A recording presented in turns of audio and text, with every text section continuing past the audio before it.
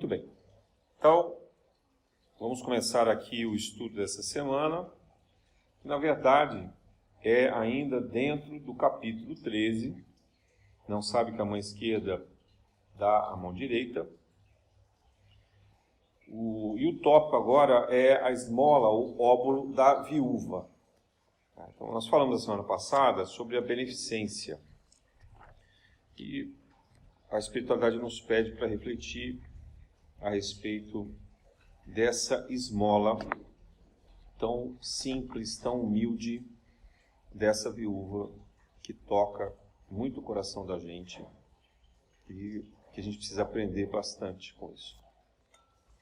Bom, o ponto central na nossa reflexão é a própria caridade, né? E nesse caso, a caridade material, porque quando nós falamos na semana passada da beneficência, a gente ressaltou bastante o aspecto espiritual também da caridade, o quanto a beneficência exige de nós a dedicação do nosso tempo, da empatia, da compaixão, do olhar para o outro, do quanto esse outro precisa ganhar uma relevância, uma importância para a gente. Mas agora, tratando dessa viúva, a mensagem que Jesus nos passa é a mensagem do desprendimento material. Então é uma caridade que importa menos quem recebe e mais a forma de quem dá. Veja como Jesus era um grande pedagogo, né? Um grande professor, um grande psicólogo. Como é que ele ensina isso para os apóstolos? Ele estava no templo, na área comum, onde as pessoas doavam dinheiro para manutenção lá do templo, né? Isso era um costume, além do dízimo, os judeus todos pagavam dízimo, uma porcentagem das suas receitas, né, dos seus bens, para o templo, mas também espontaneamente nas cerimônias e nos sacrifícios que eles faziam, que os judeus, quando faziam sacrifício, então pediam coisas para Jeová, né, para o Deus da forma como eles nominavam, e com isso eles retribuíam. A questão do dinheiro toda tem muita relevância na vida dos judeus. Os judeus são um povo que teve muita dificuldade, muito sofrimento, muito exílio, muita guerra, muito domínio estrangeiro, mas que aprendeu desde sempre a criar o próprio sustento. E isso se baseia um pouco pelo Gênesis, a ideia de ganhar o pão com o suor do próprio trabalho. Está lá no Gênesis. Então é um povo que foi se estabelecendo como um povo muito trabalhador, em diferentes funções, principalmente o comércio, né? Depois a questão do dinheiro toda, de como a criação dos bancos, né? De como administrar essa receita, e até hoje os maiores bancos do mundo ainda pertencem, em grande parte, a judeus, porque eles têm muita facilidade de fazer isso, né? Durante toda a história da humanidade, tem até um livro que conta isso, o papel do dinheiro, da circulação do dinheiro, de como aprender a movimentar esse dinheiro, gerar mais riqueza em cima do dinheiro. Isso é algo muito presente na história do povo judeu. Então Jesus precisava falar disso, de alguma maneira. Era uma marca muito forte naquela cultura. E isso hoje é uma marca forte na nossa cultura, né? A gente que nasceu no meio disso, né? Quem nasceu aqui no século XX, no século XXI, já nasceu dentro de uma visão capitalista, liberal, etc. Então, já nasceu dentro de um conceito em que sem dinheiro não se faz nada. Que a gente praticamente vive para ganhar dinheiro e com o dinheiro, a partir do dinheiro, fazer alguma coisa. Então a gente não tem uma ideia mais de vida desatrelada dessa busca constante, incessante pelo dinheiro. Não era assim que se vivia até século XVIII, mais ou menos, XVII, né? Por quê? Porque a sociedade não era voltada para a busca e a construção de riquezas. Quem vivia, por exemplo, sob o regime feudal e estava sujeito, né, a uma condição mais simples, né, um plebeu, não era nobre, o nobre nem via o dinheiro, porque o dinheiro ficava por conta do rei, pagava todas as despesas. Então, ele até tinha bens, as pessoas tinham terras, tinham gado, tinham cabeças, né, tinham propriedades. Mas o dinheiro não era uma coisa que circulava. A circulação do dinheiro passou a ser muito, muito importante com a burguesia, quer dizer, com os comerciantes. Porque se você vai fazer comércio, você precisa do dinheiro, você compra alguma coisa. Mas havia muito escambo. Escambo é troca de bens, né? Então, a pessoa plantava, ela levava sacos no armazém e de lá ela voltava com outros bens. Ela trocava aquilo, né? Ou se a pessoa tinha gado, assim podia. Tanto que as pessoas, quando queriam agradar os governantes, levavam. A gente vê isso nos filmes. As pessoas levavam galinha, levavam porco, levavam, né, um boizinho, um bezerro. Porque era a forma que eles não tinham dinheiro. Aquilo era a riqueza deles, né? Eles tinham nem a propriedade, porque eles tinham a concessão do rei. As terras eram do rei. O rei dava a concessão da pessoa ir lá explorar aquela terra. Mas a terra era considerada do rei. E antes do regime feudal, né, muito antes, também as pessoas não tinham a propriedade como a gente imagina hoje. Você tem lá uma certidão, uma escritura, uma declaração de que você é dono. Não era dessa forma, né? Alguém via uma terra livre e ali tentava cercar, plantar alguma coisa, né, criar um gado. Então, os bens, eles eram meio que à disposição de todo mundo. Vocês tinham as terras que pertenciam, por exemplo, no caso de Israel, pertenciam ao templo, aos sacerdotes, né? Mas fora das muradas da cidade, a terra era uma coisa meio livre, né? Cada um podia tratar daquilo. Aí você tinha, mas as pessoas se respeitavam. Aqueles que plantavam passavam até a posse daquela terra e todo mundo, né, respeitava. Se alguém construísse uma casa, a pessoa passava a ter também a posse daquela casa, o direito daquela casa, os filhos herdavam, e assim por diante, né? Mas tinham que pagar impostos, tinham que pagar tributos de alguma forma. Esses tributos não necessariamente eram pagos com dinheiro, né? Mas o dinheiro circulava, principalmente entre os judeus. Talvez fosse o povo onde essa questão do dinheiro fosse mais forte naquela época. E Roma também era um império onde o dinheiro circulava muito forte. Mas Roma faz sentido, porque Roma era um império muito grande. O Império Romano, ele dominava todo o entorno do mar Mediterrâneo. Então eram muitas nações. E povos de características diferentes, línguas diferentes, culturas diferentes. Então ele tinha uma única moeda que fazia com que a riqueza pudesse ser compartilhada de alguma forma. Então era uma questão até prática, né? Um instrumento de comercialização, a moeda.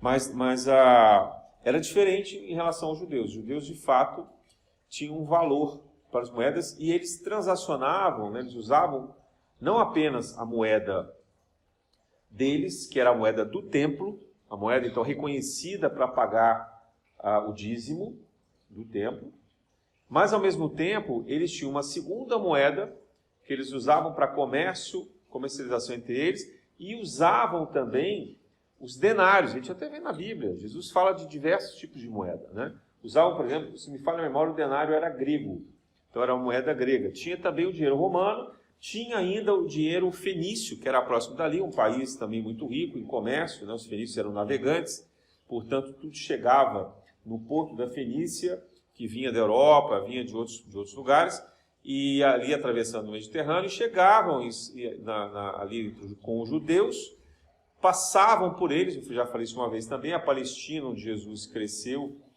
viveu, era um lugar de passagem, então ali tinha muita hospedagem, tinha muito estrangeiro, né, passando por ali.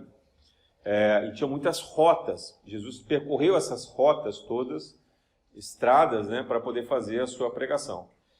Então a questão do dinheiro para eles era muito forte. Havia muito dinheiro circulando em várias moedas e eles sabiam fazer o cálculo, né? Eles faziam o câmbio dessas moedas. Eles sabiam calcular. Veja, estou falando de um negócio de 2.000 anos. Se para a gente hoje é difícil lidar com o real, dólar ou euro, o que for, para eles aquilo era brincadeira. Eles sabiam fazer muito facilmente, né? Eles tinham as casas de câmbio, tinham os bancos também que faziam empréstimos. Então, Jesus precisava lidar com a questão do dinheiro para poder ensinar para eles o que era verdadeiramente o valor daquilo, né? E mesmo entre as pessoas simples que ele escolheu para serem os seus seguidores, os seus apóstolos, discípulos, esses também usavam dinheiro. Tinha, inclusive, um tesoureiro, né? O tesoureiro de Jesus era Judas, porque Judas era muito habilidoso, ele trabalhava com o dinheiro. Então, ele era o tesoureiro. Imagina, Jesus tinha uma pessoa responsável pelo dinheiro no grupo dele. Por quê? Porque era um papel daquela sociedade, né? Tinha alguém. E ele foi escolher justo aquele que o iria trair, né? No sentido de que era talvez o mais materialista, o mais apegado a essa questão do dinheiro. Não que os outros não fossem, né? Mas ele tinha uma habilidade de lidar com isso. Contam também os evangelhos, principalmente os evangelhos apócrifos, que Maria Madalena lidava também muito bem com o dinheiro, porque ela era filha única de um grande comerciante, e ela aprendeu, então, com o pai a lidar com o dinheiro, herdou do pai, depois que ele morreu, essa habilidade, e por conta disso ela sabia ler e escrever. Então ela era muito culta, o que não era comum, era até proibido às mulheres que elas soubessem ler e escrever e lidar com o dinheiro, mas ela sabia fazer isso, né? Joana de Cusa era o tesoureiro também, o assessor de Herodes, também mexia com dinheiro. Então veja, na Bíblia tem vários, Mateus era coletor de impostos, tem vários personagens que lidam com dinheiro. O dinheiro está muito presente nos evangelhos e a gente às vezes não se dá conta, né? Quando Jesus vai entrar em Jerusalém, ele pede que os apóstolos procurem um jumentinho. E aí, se me fala a memória, Pedro, não sei se é João também, pergunta para ele, mas como assim a gente vai pegar um jumentinho? Eu não tenho que pagar? Eu tenho que comprar? E Jesus, não, vai ter um jumentinho lá parado debaixo de uma figueira, você vai lá, pega o jumentinho e depois a gente devolve. Tá? Porque eles não podiam fazer isso, era roubo, né? Era um crime fazer isso. Então eles tinham muita consciência dessa coisa da função do dinheiro, da função monetária. E os outros povos não, era uma coisa muito própria deles. E olha que 2000 anos depois, é como se a gente tivesse transformado aquele grupamento ali dos hebreus no mundo ocidental, onde o dinheiro é fundamental. Não vou dizer só ocidental não, porque o Oriente hoje também, né? Quando a gente pensa em China, pensa em Japão, Coreia, dinheiro hoje é uma coisa extremamente fundamental. Eu não sei qual é o valor do dinheiro entre os países islâmicos, porque como é um regime teocrático, né, a religião islâmica domina, e nos países árabes ainda há um domínio como se fosse uma realeza, então eu confesso que eu não sei como é a importância econômica no dia a dia das pessoas.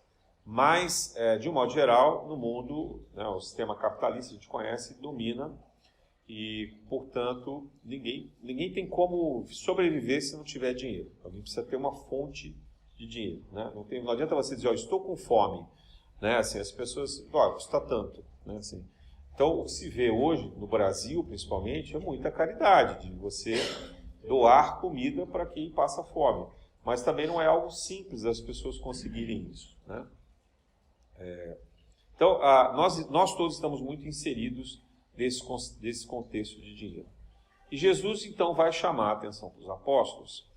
Ele vai lá no templo, observa. O templo era o shopping center daquela época. Tá? Vamos definir assim. Olha. A gente fala assim, templo parece que a pessoa vai lá rezar. Não, era um shopping center. Né? Era um super complexo onde tudo acontecia ali. Né? Você tinha uma área de comércio gigante na entrada do templo, onde se comercializava de tudo, e também os sacrifícios, né? Então os pombinhos, os carneirinhos, né? As coisas que as pessoas iam levar para fazer sacrifício no templo. Mas era uma área de comércio. Aquela passagem que Jesus sai derrubando as bandejas, né? Expulsando os vendilhões do templo, é por conta disso. Olha, isso aqui é um templo espiritual, não é um shopping center. Mas o templo, então, era a atração da cidade. É onde a vida da cidade acontecia. Né? Era o lugar onde as pessoas se encontravam e realizavam tudo ali. Então, faziam empréstimos, pagavam dívidas, faziam negócios, compravam imóveis, vendiam, né? Tinham vendas de roupas, tudo que a gente puder imaginar que fosse possível, naquela época, ter como comércio. né? Então eles faziam isso ali. Mas as pessoas também, depois, né, tinham vários setores no templo. Então, tinha uma área mais reservada em que as pessoas faziam os seus donativos. E esse lugar tinha bandejas de metal. Para que, na medida que as pessoas doassem dinheiro, moedas, dinheiro naquela época era moeda, era metal, não tinha dinheiro em papel, era moeda. Então, na medida que as pessoas doassem dinheiro, fizesse bastante barulho. Olha que coisa interessante. E com o tempo, isso era de um lado para que as pessoas que eram do próprio templo, né, que trabalhavam com sacerdotes, vigiassem. Então elas não precisavam ficar grudados ali na pessoa, ficava só vigiando se a pessoa ia doar, porque depois de um certo tempo ele ia lá, pegava o dinheiro, recolhia e tal. Eram jarros, né, de metal. Mas era também comum que as pessoas quisessem fazer barulho, veja. Porque eles queriam mostrar para os outros que eles estavam doando muito dinheiro. Então, quanto mais importante a pessoa quisesse parecer, não necessariamente que ela fosse, né, que ela tivesse riqueza de fato, mas que ela queria parecer rica, queria parecer importante, ela doava mais moedas para fazer mais barulho. Isso gerava uma sensação de status social. Também isso é importante porque aquela sociedade dos hebreus, dos judeus, valorizava isso. Que a pessoa que tinha dinheiro, ela era tida como alguém reconhecido, abonado por Deus. Porque ela conquistou a riqueza. E olha como isso é trazido para os dias de hoje.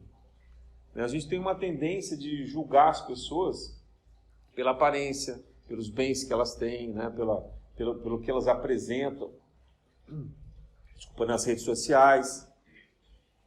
É muito comum a pessoa parecer que está viajando, né? Tem uma época até que eu vi assim, as pessoas conseguiam criar cenário de avião, de hotel, de não sei o que, para parecer que eram milionárias, né?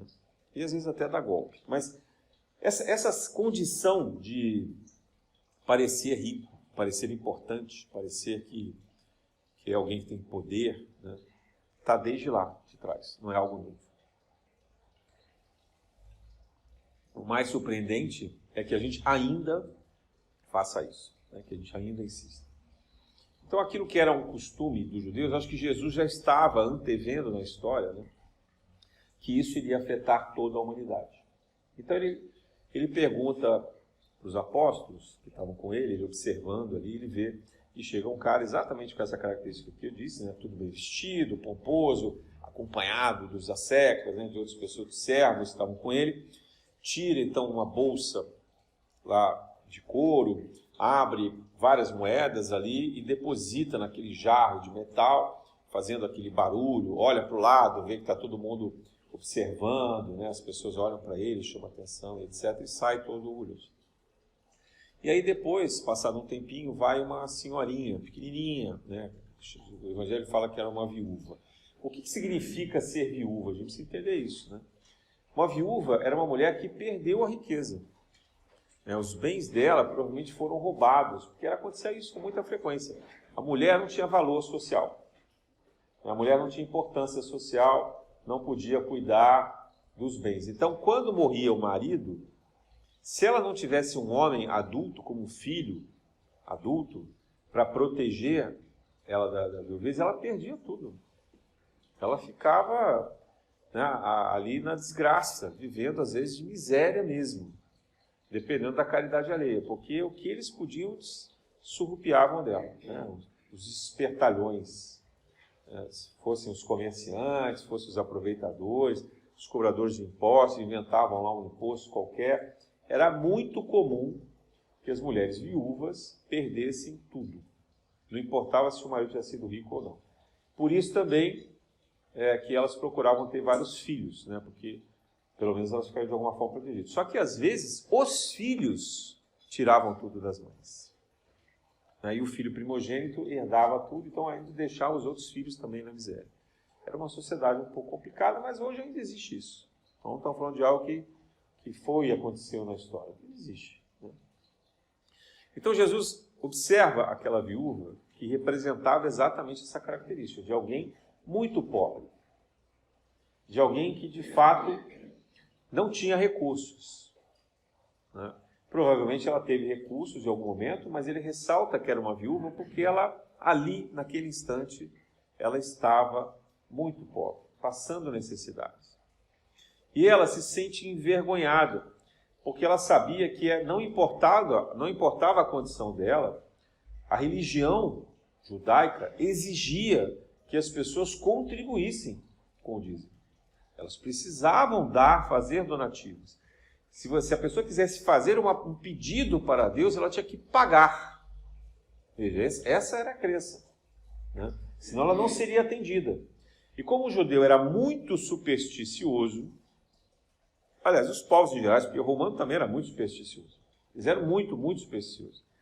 Então, ela provavelmente pensava assim, se eu não pagar nada, eu não seria atendida.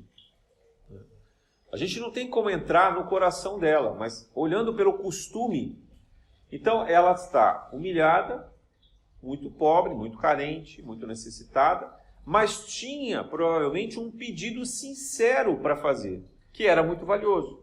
Possivelmente era até o pedido de sair dessa miséria, né? Talvez que Deus curasse as suas doenças, atendesse aos seus clamores, ao seu desespero. Mas olha que ironia dessa religião, né? Para ela que estava miserável, ser atendida na cabeça dela, pela cultura do povo, ela precisava doar o que ela não tinha. Então ela recolhe alguns centavos, 2 moedinhas, né? Seriam assim, centavos, moeda que a gente jogaria na rua. Provavelmente ela pegou essa moeda da rua. Ela deve ter achado ali, alguém que perdeu, que, olha, isso aqui não vale nada, né? Joga ali. Ela deve ter pegado esse dinheiro da rua. E ela, então, com toda a humildade, vergonha, porque era um corredor e um vaso gigante, né? Todo mundo tinha que passar por aquilo. Estava todo mundo olhando, né? Era como se fosse um palco. Você tinha que passar ali um cerimonial para fazer aquela doação. E ela vai, cabisbaixa, caminhando na direção daqueles vasos de metal, e doa com vergonha do barulho, porque imagina o barulho daquela moedinha, né? Aquele aquela coisa discreta, né? Mas ela faz o donativo com o coração sincero.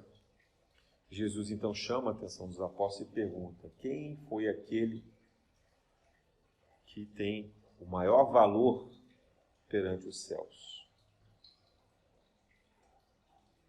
O rico, né, que dispôs de muitas moedas, ou aquela viúva? A resposta nós já sabemos, né, que é justamente essa viúva. E com isso Jesus começa então a ensinar para os apóstolos que o dinheiro não tem um valor em si. Que o dinheiro é uma ilusão. Pena que os evangelistas não continuaram a narrativa de Jesus. Porque eu fico imaginando Jesus ali no templo, explicando o sentido dessa importância da viúva. Aquele óbolo, chamado óbolo da viúva, aquela miséria de donativo, de esmola que ela estava dando. Mas a gente hoje, por todo o restante do Evangelho, a gente é capaz de compreender, e Kardec ressalta muito isso quando ele fala da caridade. Então, aqui, para o nosso estudo de hoje, o que é que nós temos que pensar? É o desapego. Porque aquela viúva recebeu uma esmola, achou uma moeda na rua, ela tirou do que ela podia comer, ela tirou do que ela podia usar para o seu próprio sustento, que era miserável. E ela, ainda assim, ela confia na providência divina e faz uma doação para a forma como ela foi educada, que Deus ficaria feliz com ela. Então a gente não cabe aqui um julgamento dessa viúva, chamá-la de ignorante, né, ou supersticiosa, porque é uma circunstância muito antiga. E ela era, de fato, uma pessoa educada sem qualquer educação, sem qualquer forma de concatenação, de raciocínio, né? Ela era uma pessoa marginalizada na sociedade, não sabia nem ler nem escrever e foi abandonada pela família, pelos amigos, etc. Então ela não tinha uma capacidade de julgamento, ela seguia sua vida simples, humilde.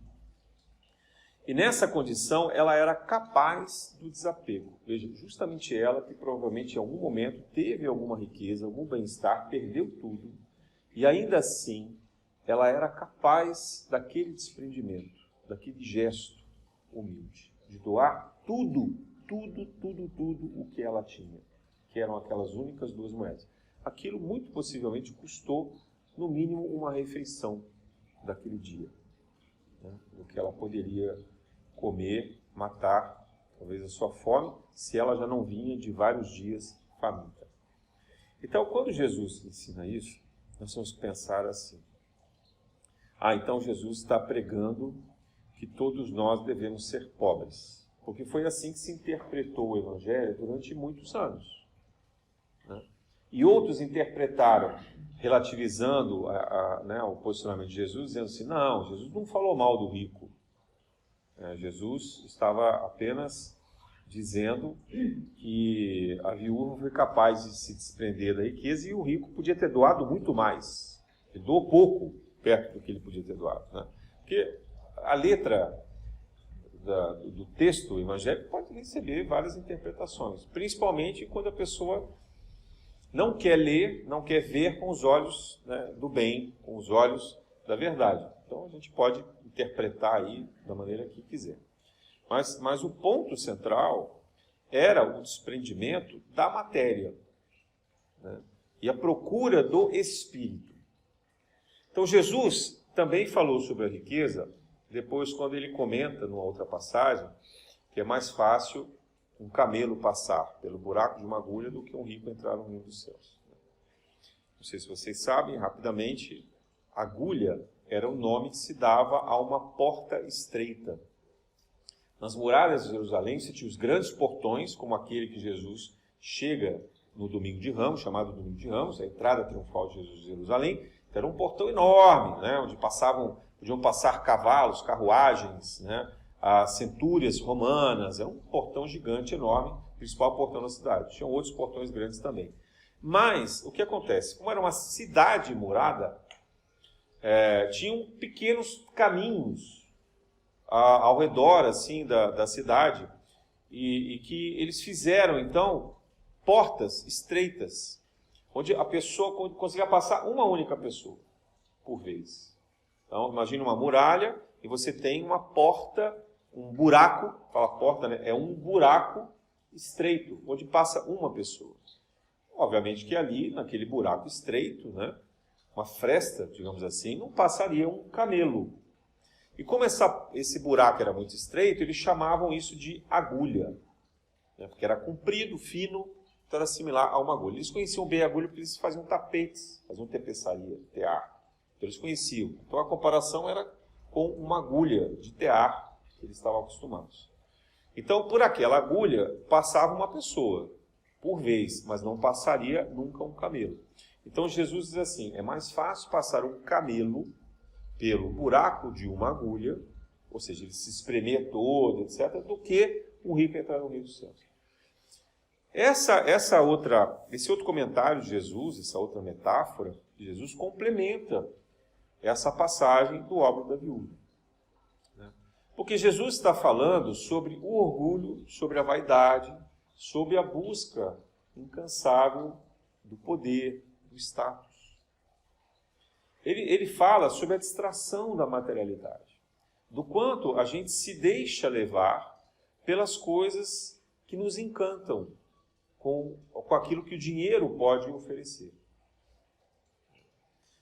E não é à toa que justamente Jesus tenha deixado para a prova mais difícil na transição planetária o instante em que toda a humanidade vira refém desse dinheiro. Então, nós vivemos um regime capitalista, burguês, liberal, não é por acaso. É porque nós todos estamos aprisionados, atraídos por esse dinheiro, pelo encantamento que as coisas que o dinheiro nos oferece.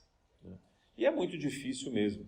O bem-estar, às vezes, que o dinheiro proporciona, a segurança, a falsa segurança, né, de vida, de achar que se pode, não precisa sofrer para o mês seguinte, não ter nada para comer.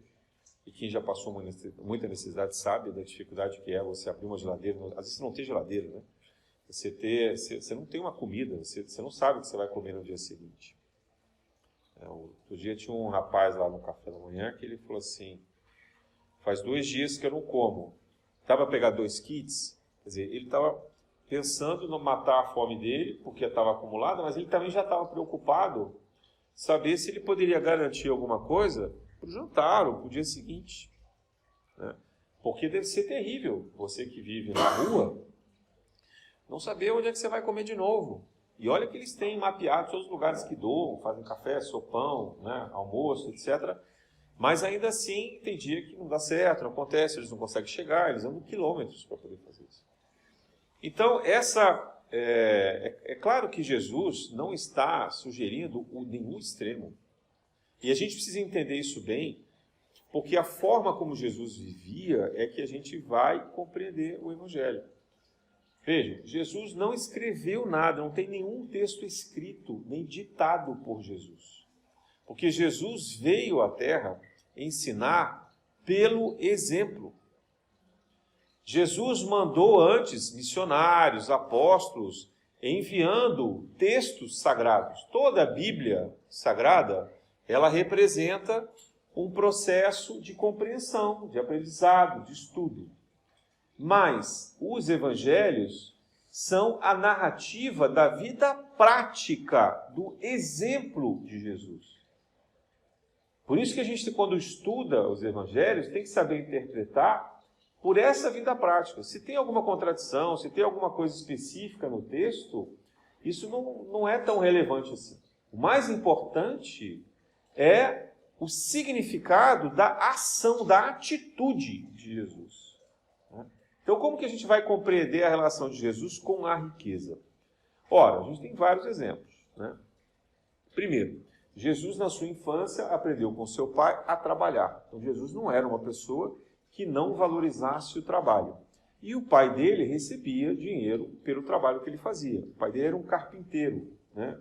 Um carpinteiro marceneiro, fazia grandes construções, mas fazia provavelmente também móveis, porque não havia muita distinção entre o que era uma carpintaria ou uma marcenaria. Né? E ele consta, até por alguns evangelhos apócrifos também, e por algumas narrativas de livros espíritas, que José era um artífice muito bem sucedido, né? Era um artesão que sabia compor muito bem a atividade que ele fazia. Ele era um excelente carpinteiro. Jesus aprende com ele. E depois que José desencarna, Jesus continua, até durante muitos anos, a exercer essa atividade para sustento também da família. Né? E então ele trabalhava. Jesus não negava o trabalho, nem era contra o trabalho, nem contra a remuneração do trabalho. Jesus não foi um ativista social contrário ao trabalho. Jesus também consta que viveu segundo os costumes. Então, muito provavelmente, ele fazia doações dos dízimos obrigatórios, que eram como se fossem impostos exigidos pelos templos, pelos sacerdotes. E ele também deve ter recolhido os impostos aos romanos, porque ele disse isso em uma passagem que aos romanos, né, dai a César o que é de César. Então, ele recolhia os impostos. Então, a relação de Jesus com a riqueza era de respeito aos costumes. Então, ele não era um revolucionário no sentido de vamos aqui viver na anarquia, ou vamos viver na pobreza todo mundo, ou vamos tirar o dinheiro dos ricos e dar aos pobres. Não há nada na vida de Jesus que possa dar margem a essa interpretação. Jesus vivia de uma forma coerente com aquela sociedade, sem abusos, né? Com moderação, com ponderação e com crítica até a essas posturas, para que não houvesse exageros. Então esse é o primeiro ponto. A relação de Jesus com o trabalho e com o dinheiro era uma relação de respeito, uma relação de de ponderação, de moderação, de cuidado, de viver ali dentro das exigências. Depois, quando Jesus começa a sua pregação do Evangelho, ele convoca pessoas de diferentes profissões. O Evangelho não dá detalhes para a gente de como essas pessoas que tinham outras profissões faziam para viver. Eles não explicam se essas pessoas continuaram trabalhando. A gente não tem clareza sobre isso. Exceto pelos pescadores. E os pescadores continuavam pescando, né? Que era Pedro, João, Tiago. Os 3 pescadores continuavam. E provavelmente outros apóstolos se juntavam a eles ali. E iam com eles pescar. E Jesus vai com eles pescar. Isso consta no Evangelho. Então, em alguns momentos, esses apóstolos que tinham família, Pedro tinha sogra morando com ele, né? Então ele precisava pescar, porque ele tinha que levar alimento para casa e tinha que provavelmente gerar riqueza sobre isso. Então, há passagens do Evangelho que demonstram Jesus trabalhando com eles. Jesus vai na embarcação pescar. Jesus até em um determinado momento faz um milagre, chamamos de milagre, mas era aquela ação espiritual, de compreensão da materialidade até, ou de atração talvez de um cardume, em que eles, tendo passado a noite inteira tentando pescar, não conseguiam. Na manhã seguinte, Jesus chega à beira do lago e os encontra e pede para que eles joguem de novo a rede. Pedro até zomba, diz: imagina, já fizemos isso a noite inteira, isso aqui do lado da nossa casa vai ter peixe. Mas Jesus insiste, ele faz isso e vem um cardume gigantesco. Então, Jesus até ajuda financeiramente, de alguma forma, né? Jesus compreende que aquele é o alimento, é a fonte de renda necessária para o sustento dele. Então, a relação de Jesus com o trabalho é uma relação de respeito, é uma relação de necessidade, de compreensão do sustento, dos meios de sustento.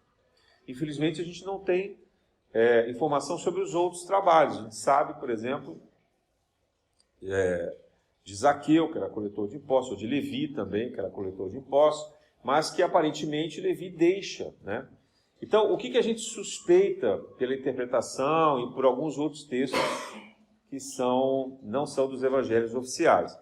Que essas pessoas, tendo sido ricas, elas venderam os bens, pagaram as dívidas que elas tinham, deixaram as esposas, no caso especificamente de Levi, né, ou Zaqueu, eles devem ter deixado as esposas com algum bem e doaram para o grupo os recursos que eles tinham, porque Jesus precisava empreender uma viagem de 3 anos de pregação. Ele tinha que ter recursos. Então ele certamente recebeu donativos, não apenas desses que passaram a ser os seus seguidores, como também de alguns outros discípulos que buscaram ajudar. Mas a gente não vê em nenhum momento Jesus pedindo dinheiro. Então, também aqui precisamos tomar cuidado com as pessoas que defendem que os templos religiosos, as casas espíritas, as igrejas, façam coletas, como faziam os sacerdotes judeus. Pelo contrário, Jesus critica isso, né? Porque quando ele fala assim, dai a César o que é de César, ele está falando de Roma, na política, que era o governo. Mas em nenhum momento Jesus diz assim, dai aos sacerdotes o que é dos sacerdotes. Vocês ouviram isso? Nem fala, dai ao templo o que é do templo. Não, por quê? Porque Jesus não admitia que o templo pudesse tirar dinheiro das pessoas. Dai de graça o que de graça recebesse. Vem claramente, né, fortalecer Kardec pelo Espiritismo. Dai de graça o que de graça recebesse. Claro. Então não há como confundir o trabalho espiritual com a arrecadação de recursos. Ainda mais com a finalidade de desvio que aqueles sacerdotes do templo faziam, eles vivendo de forma milionária, né, acumulando riqueza, desviando de riqueza do templo para ter posses, bens, etc., né, com servos e toda forma de prazer e bem-estar que eles podiam proporcionar a si mesmos. Como a gente vê depois ao longo, por exemplo, da Igreja Católica e de várias outras religiões, onde se preserva hoje, é muito visível, principalmente igrejas evangélicas, onde há uma arrecadação, às vezes até sobre-humana, pessoas que estão endividadas, falidas, etc., e que, por promessas, né, por uma lavagem cerebral, são induzidas a doar o dinheiro que não tem. É a história do álbum da viúva. Então, assim, você vai lá, tira na superstição, na crença cega, de que se você doar o que você não tem, você vai receber de Deus. Deus vai te dar de qualquer forma, né? Não é isso.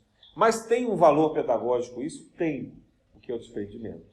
Então, Deus se aproveita até da maldade, né? Porque a pessoa aprende o desprendimento. E quando ela aprende o desprendimento, então ela alcança um outro nível de compreensão para que ela possa ascender espiritualmente. Então, eventualmente até esses sacerdotes estão errados, mas as pessoas de alguma forma tiram um valor de aprendizado sobre isso. Então Jesus, quando ele recebe isso, ele não recebe porque ele tem um interesse dele e ele pessoalmente não faz uso. Não se vê em nenhum momento Jesus fazendo uso de qualquer donativo desses, né? Ele usufrui possivelmente do alimento que é compartilhado ali, mas o que se vê também é que diversas vezes Jesus vai ao largo, vai longe deles, e ele sempre fazia isso, e passa às vezes dias afastados dos seus discípulos, dos seus apóstolos, e lá ele vai comer por conta dele, ele não vai comprar nada, não é como hoje que você tem que comprar comida, né? Eles comiam muitos frutos, muito mel silvestre, eles se alimentavam muito da natureza, né? De ervas, castanhas, né? Sementes. Então é uma coisa diferente do que a gente tem hoje aqui. Então Jesus vivia muito por conta dele próprio, ele não dependia de ninguém, ele aprendeu a viver da natureza, que é algo que nós nos afastamos e nos esquecemos. Hoje em dia, eu me questiono muito assim, por que nós não temos árvores frutíferas nas ruas? Se tem tanta gente passando fome, não era uma coisa simples e óbvia imaginar se pudesse ter árvores frutíferas ou hortas públicas para que as pessoas mais carentes e famintas pudessem ao menos se alimentar dessas coisas? Nós temos o maior parque urbano do mundo, que é o Aterro do Flamengo. Tem uma ou outra mangueira. Mas não era para ter, talvez, uma riqueza de árvores frutíferas para que isso virasse uma condição das pessoas se alimentarem? E não só aqueles necessitados que quisessem lá chupar uma manga, né? A gente aqui, se vai no Jardim Botânico, por exemplo, tem jaca, tem mangueira, etc. A gente é proibido pegar uma fruta, porque aquelas frutas são destinadas aos animais. Mas veja a nossa cultura, né? A nossa cultura é, você quer uma fruta, vai lá e pague. Não há o compartilhamento, não há a coisa pública.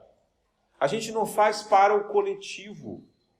A gente está preocupado em gerar uma fonte de riqueza. A gente paga pela água, gente, né?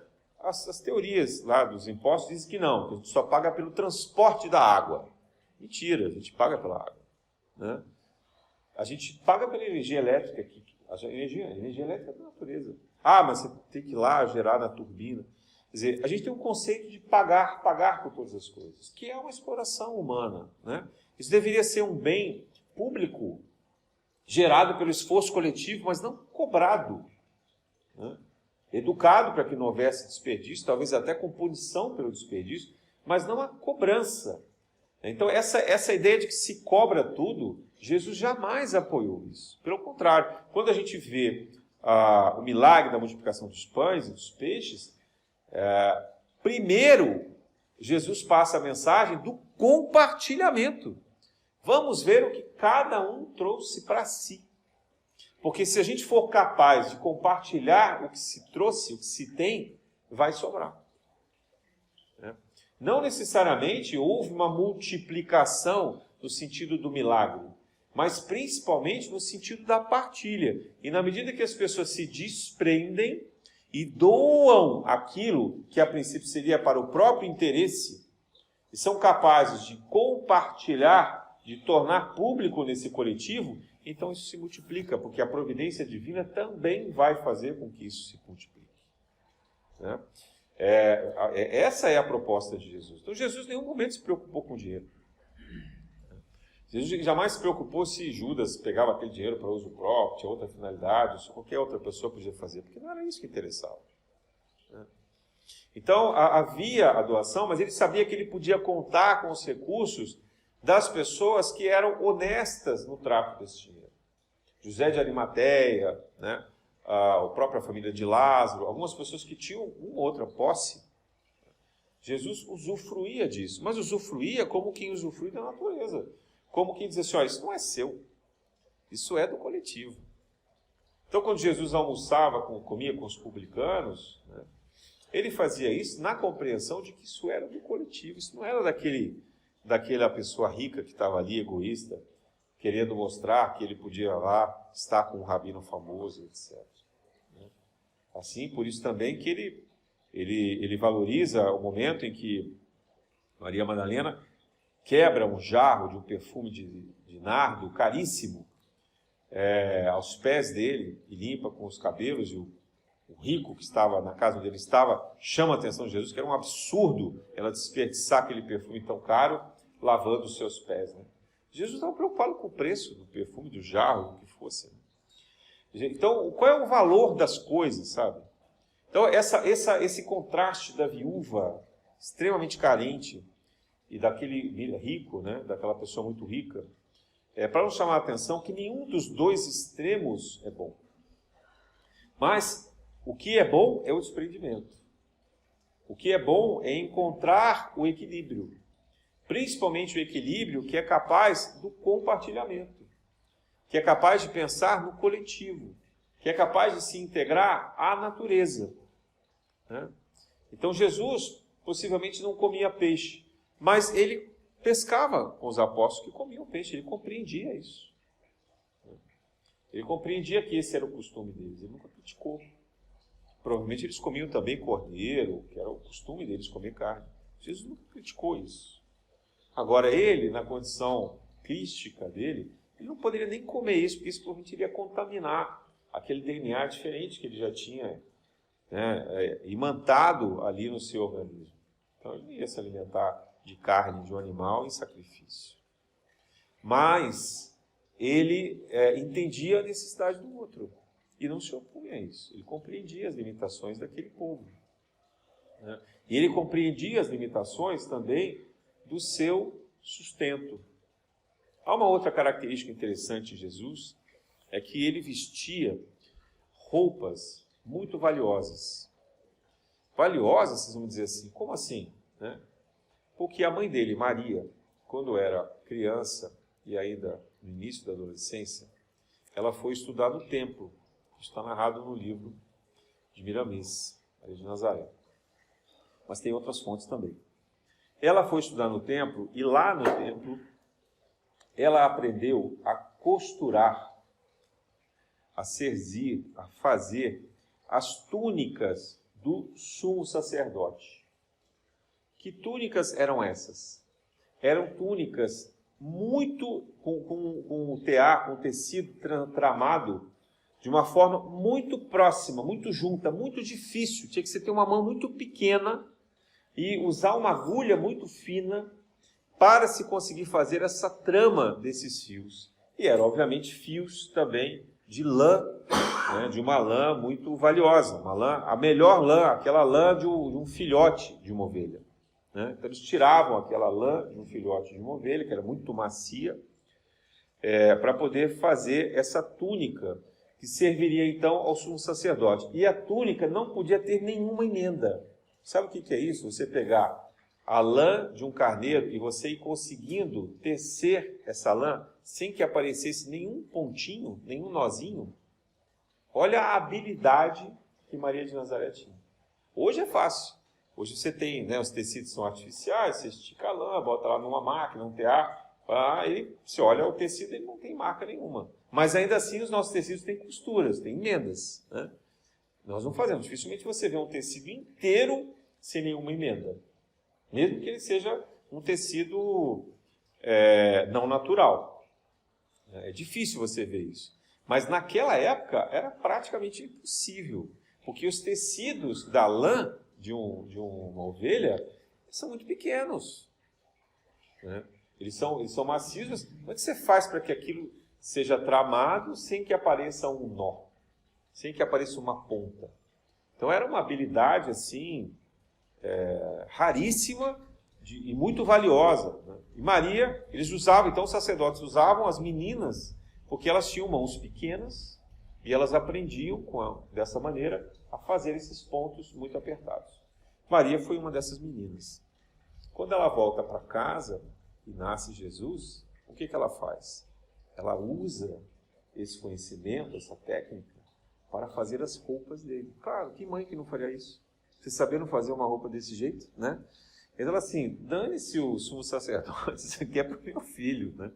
Mais do que natural, porque também Maria não estava preocupada com o valor. Ela sabia reconhecer o quanto aquela roupa era macia, era durável, era bonita, né?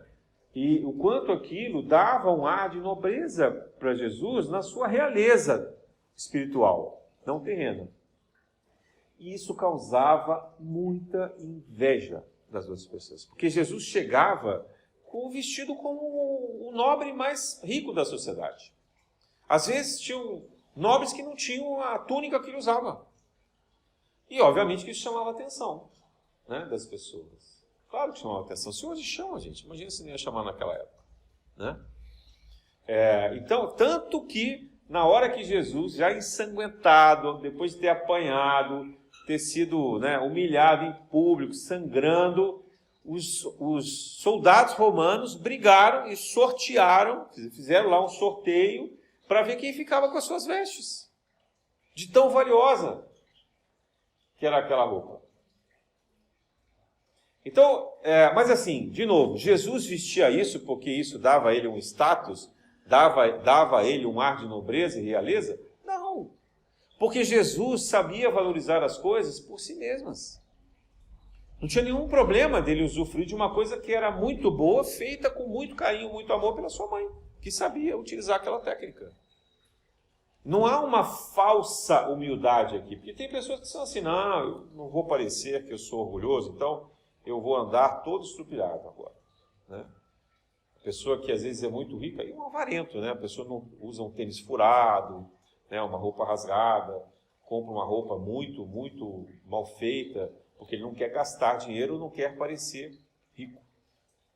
Eu conheci uma vez um juiz que era corrupto, todo mundo sabia, e ele andava com um terno tão empuído que todo mundo tinha dó. Ele falava assim, coitadinho, acho que nem o salário de juiz ele não recebe. Mas ele fazia aquilo para parecer que ele era pobre. Ele não queria chamar atenção pela corrupção que ele exercia. Ele andava até com um elástico, assim, acho que o elástico era para guardar o dinheiro que ele ganhava no bolso, depois ele punha lá.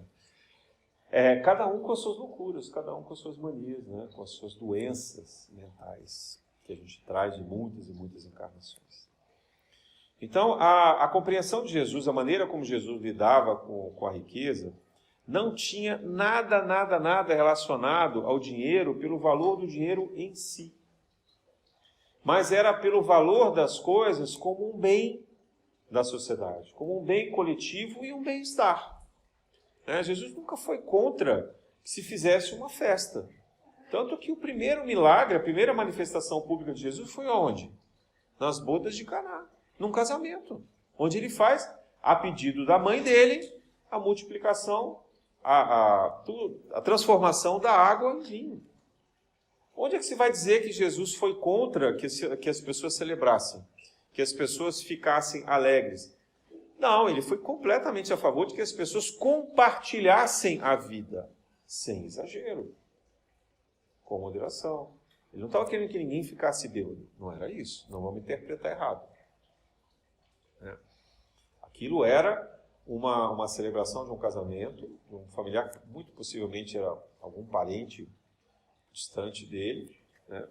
E que ele, a pedido da mãe, então, doa um presente, né? Transforma aquela água em vinho de uma forma de um presente para aquele congraçamento. E a gente vai ver Jesus festejando em diversos outros momentos, né? A gente vai ver ele jantando em várias ocasiões, ou comendo, junto com pessoas ricas, ou até junto com os apóstolos, também festejando, né, celebrando. E Jesus prepara a última ceia, que nada mais, nada menos era do que um jantar de celebração. Onde ali, muito possivelmente, também tinham várias iguarias preparadas pela casa de José de Arimateia, de alimentos que fossem saborosos, porque Jesus queria alegrar os seus apóstolos na sua despedida. Ele não queria que os apóstolos sofressem, então, que eles ao menos tivessem um pouco dos prazeres carnais, dos prazeres terrenos, para que pudessem sentir um bem-estar na hora de uma notícia tão triste, porque queria dizer para eles, olha, essa é a minha despedida. Depois, Jesus também se encontra em várias outras ocasiões, por exemplo, mesmo depois da ressurreição, né, com os discípulos de Emaús, e que o reconhecem quando eles vão cear e Jesus parte o pão. Quer dizer, Jesus fazia muita questão de participar desses eventos, dessas celebrações. Há várias narrativas de Jesus indo ao templo, indo a Jerusalém, celebrar no templo, desde os 12 anos, depois ao longo da sua vida, onde iria celebrar as festividades de Jerusalém. Então, às vezes a gente fica com uma imagem muito distorcida disso, né? E que eu acho que a gente precisa compreender por aquela passagem que eu narrei há pouco, sobre o camelo passar no buraco de uma agulha, né? Porque é mais fácil isso acontecer do que um rico entrar no reino dos céus. Mas que rico é esse? Ele está falando do vaidoso, do orgulhoso, do apegado à matéria.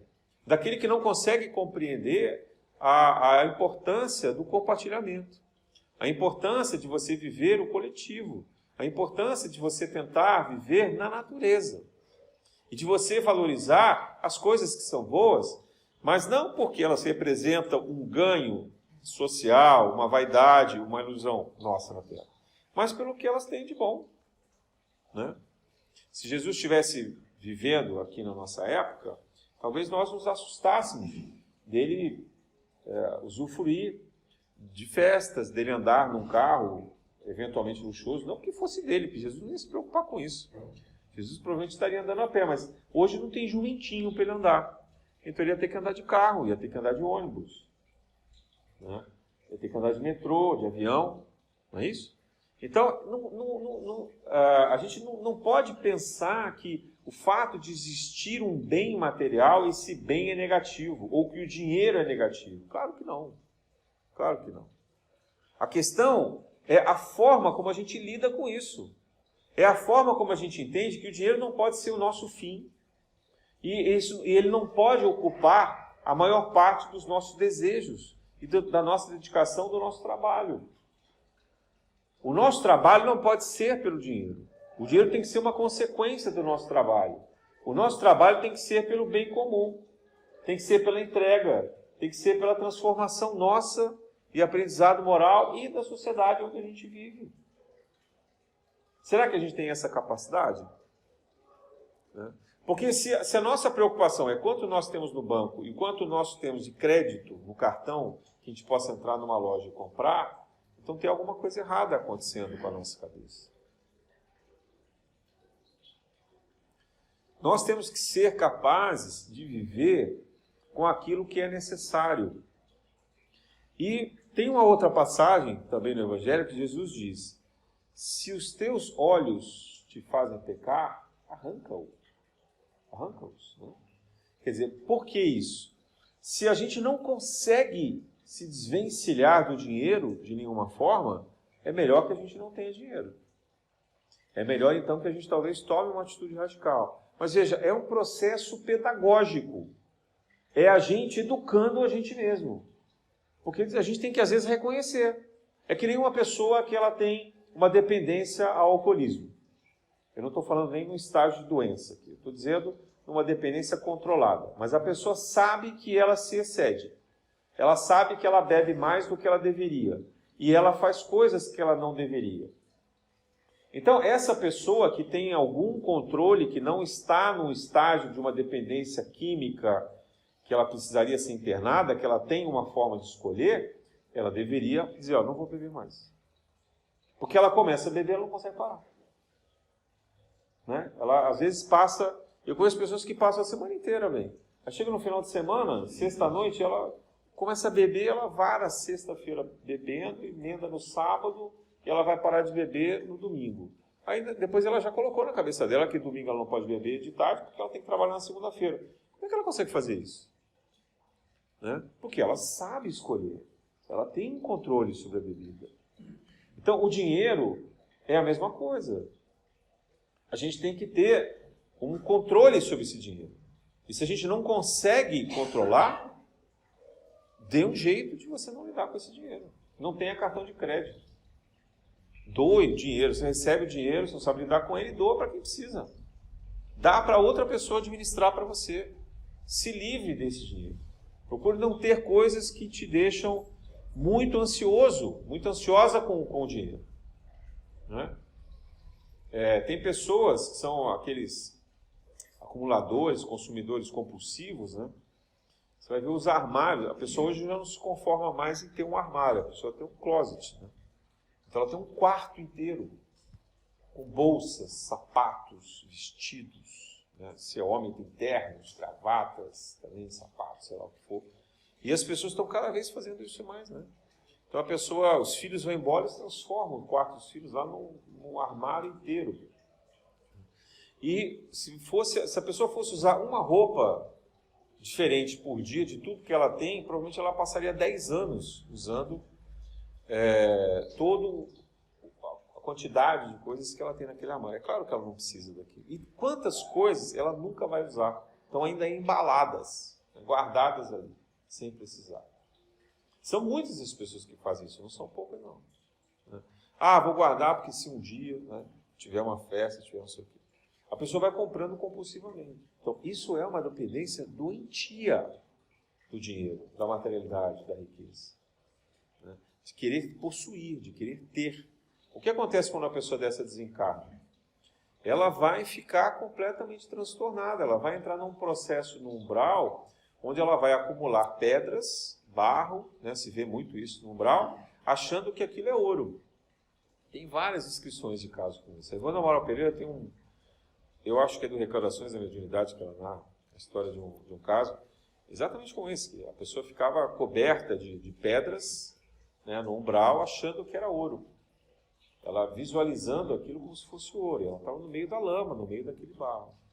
Porque é uma fantasia, gente, o que é o ouro, o que é o dinheiro, o que é a moeda? Está parecendo um tio Patinhas, né, um cofre forte. Então a gente precisa ter consciência disso. A gente precisa ter consciência da nossa dependência sobre isso. Né? Do quanto a gente acha que o dinheiro é importante. O quanto ele representa. Porque isso também é uma baixa estima. A gente não se valoriza por si mesmo. A gente precisa estar atrelado ao que o dinheiro oferece. Né? Uma roupa de uma determinada marca, o tênis, ou o carro, tal, importado, não sei o quê. Ou fazer uma viagem internacional, né? E não é só a viagem, você tem que ficar num hotel 5 estrelas, tem que ir lá visitar os pontos turísticos que todo mundo reconhece para dizer, uau, é a Torre Eiffel, uau, é a Torre de Pisa, né? É o Big Ben, assim por diante, sei lá, Nova York. Então, essa coisa de você não está indo lá pelo prazer, né? Você não está indo lá para o conhecimento, para a cultura, para um aprendizado, né? de uma coisa diferente, olhar o mundo de outra forma. Não, você está indo lá porque você quer tirar fotografia e quer que todo mundo aplauda, curta, comente, inveje. Isso é uma doença. Isso é um grande problema. Isso vale para todas as outras coisas, né? Até bebidas. Porque o álcool é o álcool, não importa se é um uísque de 18 anos, né? Ou se é uma cachaça da marca mais vagabunda que tem no boteco da esquina. Ele é o álcool. O efeito danoso do álcool, da sobrecarga psíquica, vai acontecer da mesma maneira. Você pode se enganar achando que você está tomando algo mais sofisticado, tá? Um gin importado, né? O Moscow Mule. Aí você vai ficar, legal, olha aqui, ó, canequinha dourada, espuminha, né? Então aquilo vai dar um ar de sofisticação e que disfarça a tristeza, disfarça a angústia, a depressão, a incapacidade de se ver bem sem aquela fantasia, né? Sem aquela ilusão mesmo que a gente cria para nós. E que passa, né? Porque aquilo dura pouco. A gente vai precisar de outro. Eu conheço algumas pessoas que guardam as sacolas das compras que fizeram. Então tem armários com várias e várias sacolas. Porque elas gostam de olhar para aquela sacola bonita, chique, daquela loja cara, né? E se sentir de novo importante.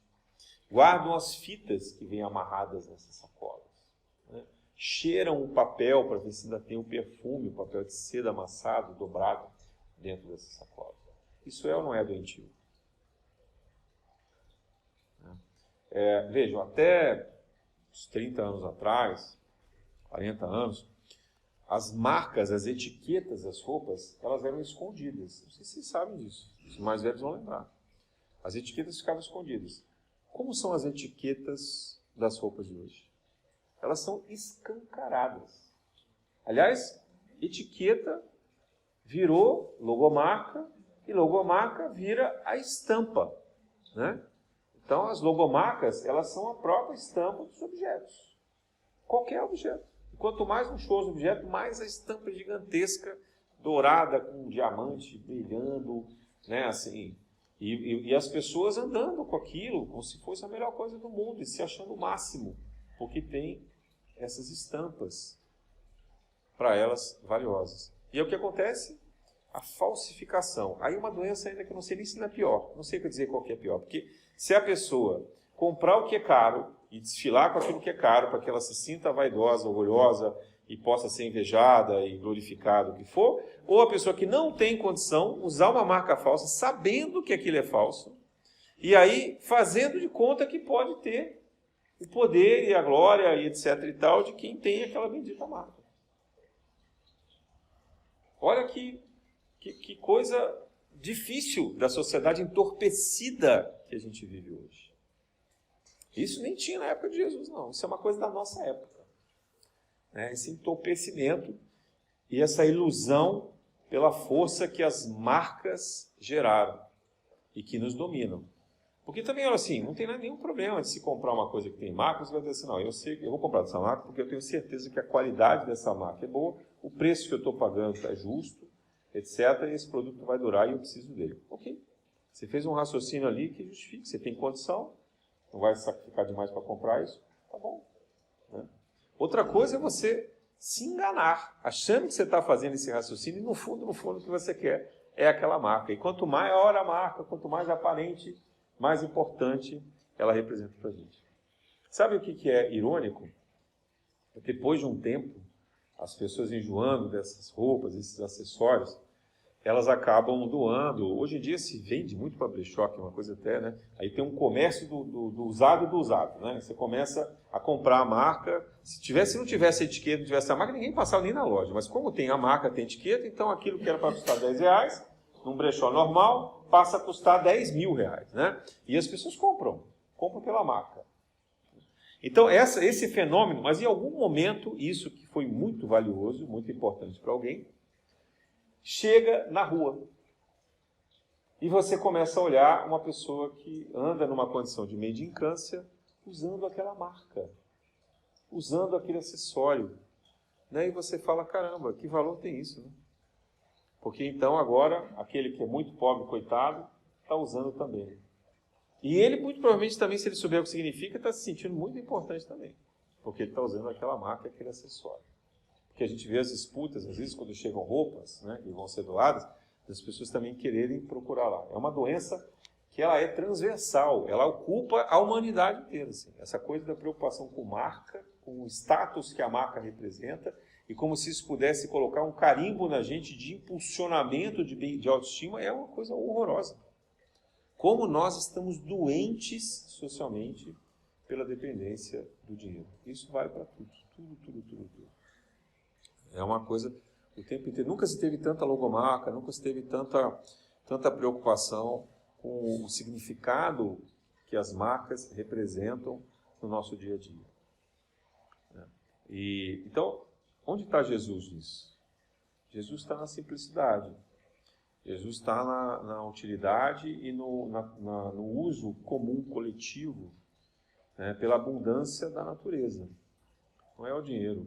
Jamais seria a marca. Então, e mais.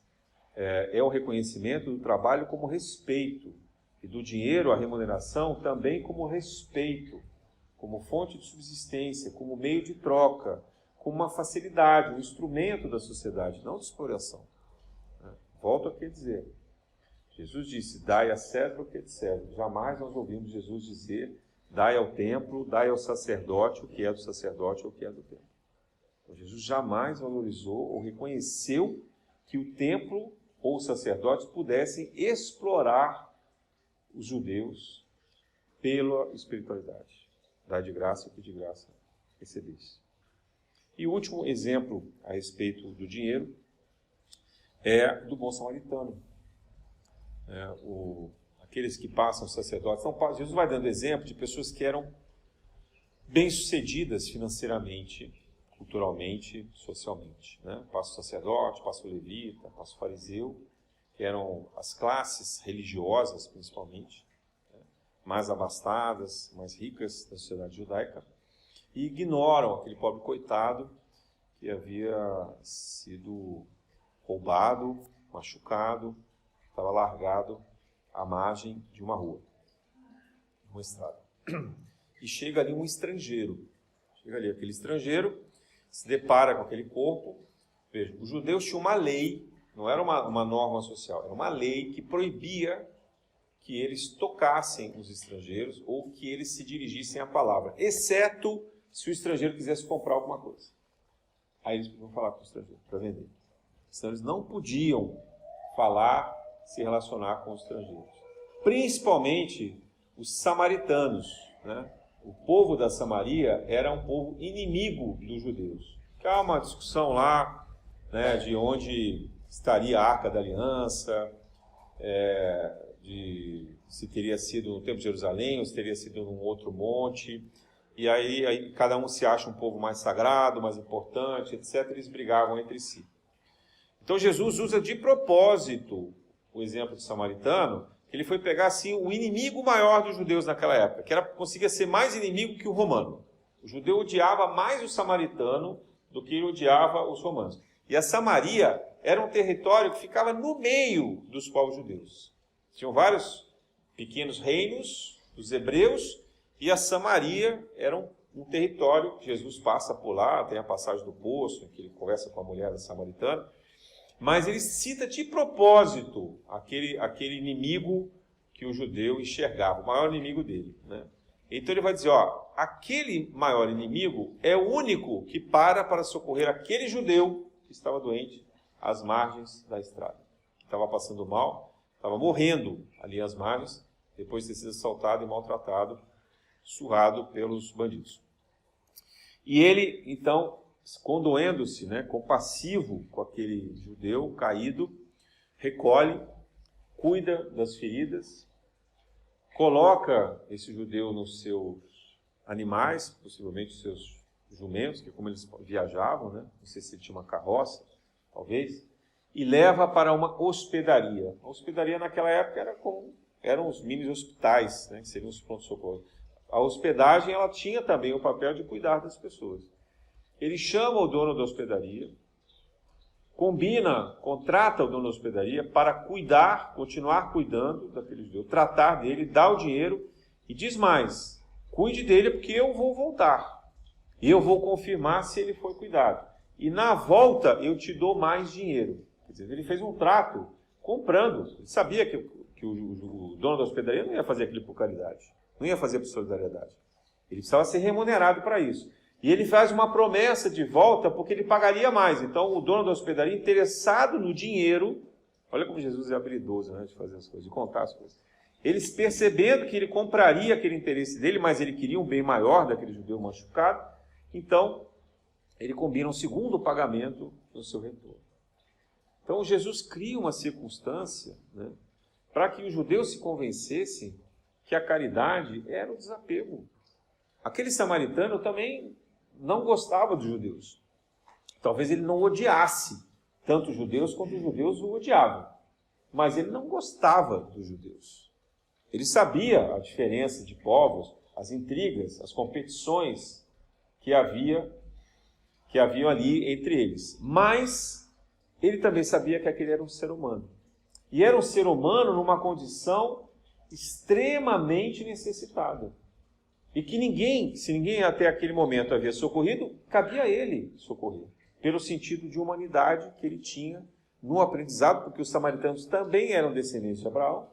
Então ele tinha, pelo aprendizado de Jacó, era o neto de Abraão, e o respeito que ele tinha por essas crenças. Então Jesus demonstra que aquele samaritano deixa de lado o seu ódio, deixa de lado os seus interesses, articula com os seus conhecimentos, com as suas habilidades, de uma forma a garantir que aquele judeu pudesse ser tratado. Porque ele também não teria condição de ficar cuidando daquele judeu, porque nem os judeus aceitariam isso. Ele precisava fazer com que um outro judeu cuidasse daquele judeu machucado. E ele sabe fazer isso com habilidade. E ele faz de que forma? Usando o dinheiro. Usando os seus recursos. Então, como que Jesus pode ser contra o dinheiro? Né?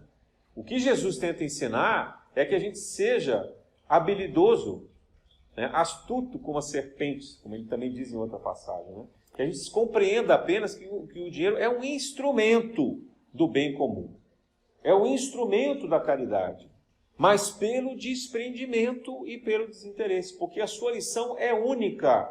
É o amor incondicional. Se nós não formos capazes de compreender que no fundo, o que interessa é a nossa capacidade de aprendizado do amor incondicional, todo o resto não tem valor. Então o dinheiro é apenas uma condição a mais tratando desse propósito.